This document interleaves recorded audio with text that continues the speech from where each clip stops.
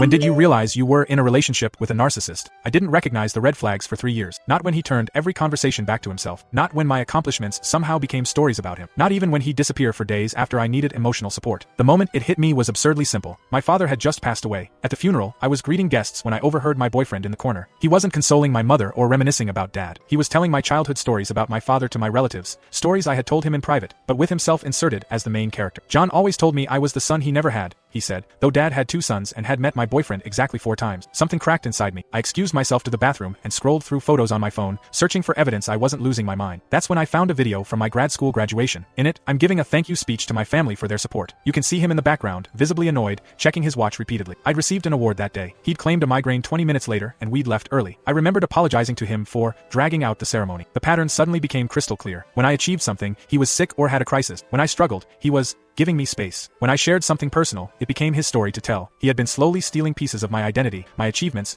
even my grief, reshaping them around himself. After the funeral, when he complained that my mourning was bringing down his vibe, I finally ended it. The look of genuine shock on his face when I did was the final confirmation. In his narrative, I was a supporting character who would never leave. 2 years of therapy later, I understand that what I mistook for confidence was actually toxic narcissism. I've reclaimed my stories, my emotions, and my life. No one believes how completely I fell for his reality distortion, how I normalized the abnormal. But when you're swimming in the narcissist's ocean, you don't realize you're drowning until someone throws you a lifeline or you finally fight your way to the surface. Subscribe to see my profile picture anime.